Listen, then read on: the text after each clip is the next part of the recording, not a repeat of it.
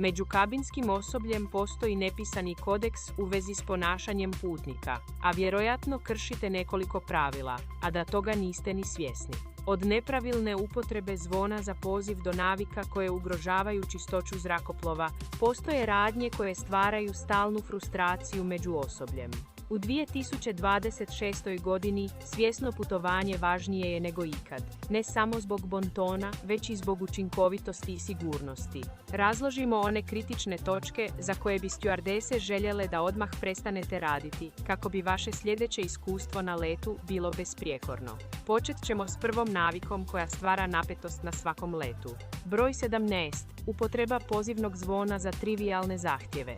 Stjuardese mrze kada se gumb za poziv koristi kao osobna usluga recepcije, za traženje ubrusa, vode ili da se ukloni stolić. Ovaj gumb je samo za medicinske hitne slučajeve ili sigurnosne situacije. Nepotrebno pritiskanje prekida ključne protokole, posebno tijekom polijetanja, slijetanja ili turbulencije.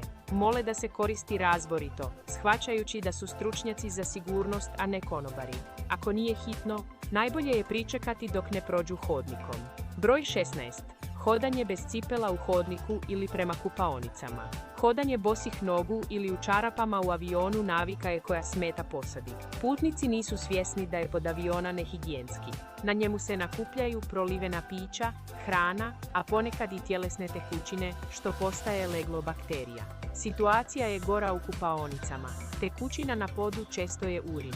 Vidjeti nekoga kako ulazi bos je odvratno osoblju. Zbog higijene i poštovanja, zlatno pravilo je da ne nosite cipele dok ne siđete s broda, čime se sprječavaju infekcije. Ovaj nedostatak čistoće je alarmantan, ali postoji još jedna praksa u zajedničkim prostorima koja je još uvredljivija za osoblje za gospodarenje otpadom. Broj 15. Prevlačenje pelena na sklopivom stolu. Stjuardese preziru kada roditelji koriste stoliće na sjedalima kao improvizirane prostore za presvlačenje, unatoč dostupnosti stolova za presvlačenje u toaletima. Ova nehigijenska praksa, koju mnogi ignoriraju zbog praktičnosti, ozbiljno je kršenje bontona, jer je to površina na koju će sljedeći putnik staviti svoju hranu ili stvari. Kabinsko osoblje je potpuno svjesno da je čišćenje između letova površno i da je stolić kontaminiran biološkim otpadom potencijalni izvor infekcije s kojom se oni sami moraju nositi. Svjedočenje ovakvom ponašanju odmah izaziva kritike i osjećaj bespomoćnosti, jer ugrožava javno zdravlje u zatvorenom, recirkuliranom prostoru. Ako ove godine putujete s dojenčadi, uvijek koristite odgovarajuće toalete.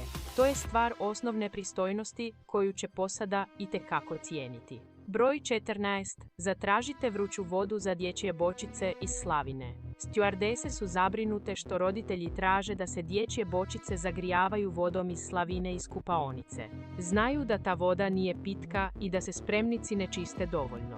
Zbog rizika od kontaminacije vodovodnih cijevi zrakoplova, čak i u aktualni događaj, traže da se za ljudsku konzumaciju ili kontakt s priborom za jelo koristi samo flaširana voda. Idealno bi bilo da se bočica zagrijava u vodenoj kupelji s zatvorenom mineralnom vodom kako bi se beba zaštitila od bakterija. Ova mjera opreza s tekućinama je ključna, iako postoji jedno specifično piće s kolica koje osoblje mrzi posluživati iz logističkih i vremenskih razloga. Broj 13. Naručite dijetalna gazirana pića s puno leda. Stjuardese potajno mrze kada ih se u zraku pita za dijetalnu kolu. Zbog nadmorske visine, ovo piće prekomjerno pjeni, prisiljavajući posadu da nekoliko puta čeka kako bi napunila čašu. Ovaj spor proces, posebno ako se traži dodatni led, remeti uslugu na letovima sa stotinama putnika. Posada moli putnike da odaberu manje gazirane alternative kako bi ubrzali stvari. Broj 12. Zatražite pomoć pri podizanju preteških kovčega. Stjuardese nisu obvezne nositi ručnu prtljagu. Zrakoplovne tvrtke to zabranjuju kako bi spriječile ozljede na radu. Ako putnik ne može podići svoju torbu, preteška je za kabinu. Posada se ljuti što putnici očekuju da oni sami podižu teški teret. Osoblje je tu da vodi, a ne da nosi. Putni bonton zahtijeva od putnika da budu samostalni sa svojom ručnom prtljagom ili da je prijave, dajući prioritet zdravlju posade. Rukovanje prtljagom stalan je izvor stresa. Broj 11. Odlagati otpad tijekom posluživanja hrane. Prilikom prolaska pored kolica, molimo vas da ne dajete osoblju nikakav otpad, omote, maramice ili ostatke hrane. Njihov prioritet je higijena i učinkovitost u posluživanju čiste hrane, a u to vrijeme nemaju gdje odložiti otpad. Molimo pričekajte da ekipa dođe s vrećom za smeće velikog kapaciteta. Prekid usluge radi odlaganja smeća je nepristojan i remeti tijek rada. Molimo vas da surađujete poštujući vrijeme usluge za ugodno iskustvo. Broj 10. Fizički dodirivanje osoblja kako bi se privukla njihova pažnja. Stjuardese mrze fizički kontakt kada nešto traže, tapkanje, dodirivanje ili povlačenje odjeće, smatrajući to agresivnom invazijom i nedostatkom profesionalnog poštovanja. Osnovni bonton ove godine preporučuje se korištenje jednostavnog oprostite ili pričekati kontakt očima. Dodirivanje osoblja ne ubrzava uslugu i stvara negativan dojam. Ne zaboravite se prema posadi, koja brine o vašoj sigurnosti, odnositi s istom distancom i poštovanjem kao i prema bilo kojem drugom sigurnosnom stručnjaku. To poštovanje je ključno na brodu. Broj 9. Pozdrav koji je zapravo sigurnosna inspekcija. Kad vas stjuardesa pozdravi, to nije samo znak uljudnosti, to je ključna sigurnosna procjena. Provjeravaju jeste li pod utjecajem alkohola, imate li fizička ograničenja koja bi spriječila evakuaciju ili možete li pomoći u hitnom slučaju, fizički sposoban putnik. Ignoriranje ovog pozdrava, korištenje slušalica ili izbjegavanje kontakta očima nije samo nepristojno, već i narušava ovu prvu liniju sigurnosti. Članovi posade daju prioritet osiguravanju sigurnog okruženja. Uzvratni pozdrav potvrđuje da ste suradljivi i svjesni situacije. Ova procjena je stalna i pojačava se ako namještaj koristite neprimjereno. Broj 8. Postavite stopala na sjedala ili zidove.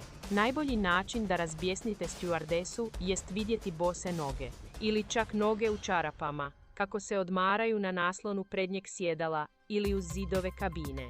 Za posadu to nije samo alarmantan nedostatak higijene, već i potpuni nedostatak poštovanja prema imovini zrakoplovne tvrtke i putniku koji će zauzeti to sjedalo na sljedećem letu. Trebali biste biti svjesni da te površine nisu dizajnirane da podnose težinu ili prljavštinu vaših stopala, a svjedočenje takvom ponašanju prisiljava posadu da intervenira u situaciji koja bi trebala biti zdravorazumska. Trenutni protokoli čišćenja su brzi, ali ne potpuni.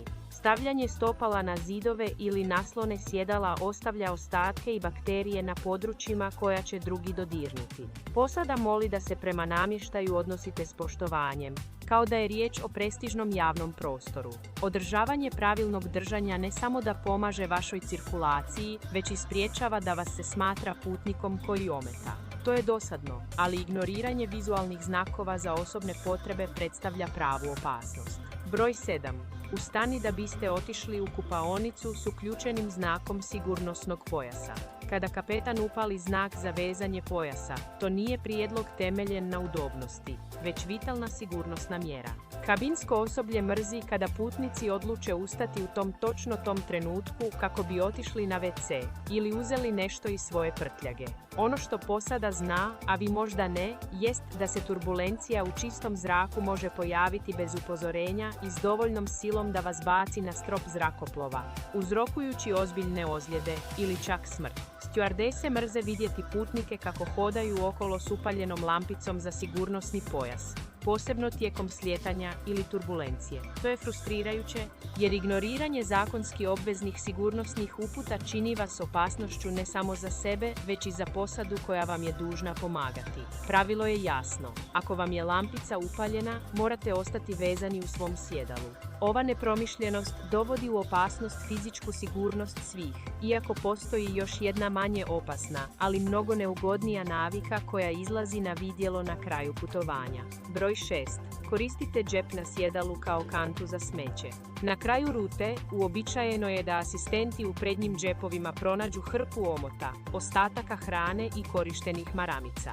Osoblje prezire ovu praksu jer su 2026. godine smjene minimalne, a oni su obično sami odgovorni za uklanjanje ovog otpada. Posezanje u skučeni prostor radi pronalaska organskog otpada nije samo neugodno, već predstavlja i nepotreban zdravstveni rizik za radnike.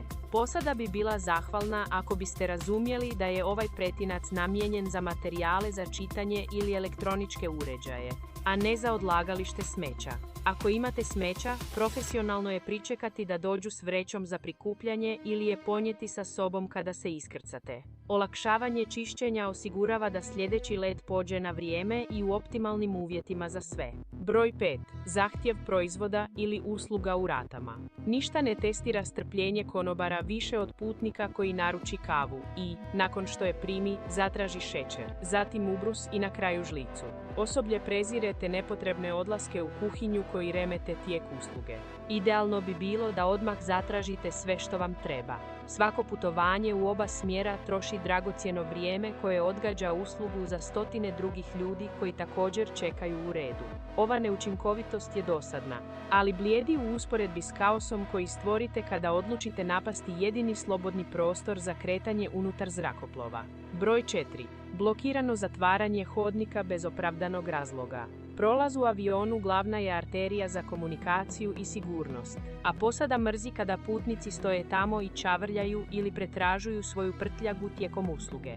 Blokiranje prolaza sprječava kretanje kolica s hranom naprijed i otežava sigurnosnom timu da brzo reagira na bilo kakvu eventualnost. Ako trebate protegnuti noge, potražite šira područja u blizini izlaza, ali nikada nemojte postati ljudska prepreka koja remeti tijek leta. Ne gubite iz vida, jer ignoriranje onoga što slijedi jedno je od najvećih kršenja profesionalnog poštovanja koje postoji na brodu. Broj 3. Zanemarite sigurnosne upute.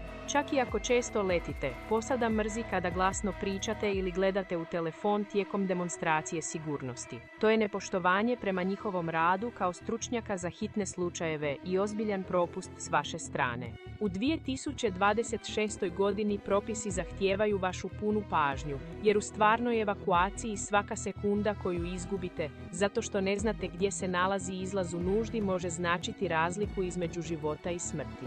Broj 2 će vas iznenaditi, jer se odnosi na invaziju na jedino privatno utočište koje posada ima tijekom putovanja. Broj 2. Koristite kuhinju u avionu za vježbanje. Kuhinjski prostor, tehnički poznat kao galeja, jedino je mjesto gdje stjuardese mogu odmoriti nekoliko minuta ili pripremiti uslugu za stotine ljudi. Osoblje mrzi kada putnici uđu tamo da se istegnu, vježbaju jogu ili jednostavno stoje okolo i promatraju ih u njihovom privatnom prostoru. To je njihov radni prostor i izuzetno je malen. Ako trebate hodati, učinite to hodnikom, ali poštujte njihovu privatnost. Upadanje u njega osjeća se kao da netko upada u vaš ured vježbati dok vi pokušavate raditi. I konačno, dolazimo do ponašanja koje najviše šteti posadi i koje je na vrhu ove liste iz temeljnog razloga čovječnosti. Broj 1. Nedostatak empatije i dehumanizirani tretman. Ono što najviše frustrira i emocionalno iscrpljuje stjuardesu jest kada putnici zaborave da komuniciraju s ljudskim bićima. Osoblje duboko ne voli kada se izostavljaju osnovne riječi poput molim ili hvala, ili kada se ignoriraju tijekom pružanja usluge. Tamo gdje se stres na zračnim lukama povećao, mnogi putnici iskaljuju svoj bijes zbog kašnjenja ili vremenskih problema na posadi, koja nema kontrolu nad tim situacijama. Imajte na umu da njihova primarna uloga na brodu nije posluživanje pića, već spašavanje vašeg života u slučaju katastrofe. Uljudno postupanje s njima i priznavanje njihovog profesionalnog autoriteta ne samo da će im olakšati smjenu, već će i osigurati poštovanje i sigurno okruženje za sve koji dijele kabinu. Biti empatičan putnik nesumnjivo je najbolji način za jamčenje uspješnog putovanja. Putovanje je obogaćujuće iskustvo kada poštujemo okoliš i one koji nam omogućuju da stignemo na odredište. Sada kada znate ove tajne, imate alate da budete putnik kakvog bi svaka posada željela imati na brodu. Nadamo se da će vam ove informacije pomoći da u budućnosti uživate u mnogo mirnijim i svjesnijim letovima. Ako vam se svidjelo otkrivanje što se događa iza kulisa u zrakoplovstvu, možete razmisliti o tome da nas podržite na vrlo jednostavan način. Pretplatite se i ostavite svoje mišljenje ili iskustva u komentarima. Vidimo se u sljedećem videu.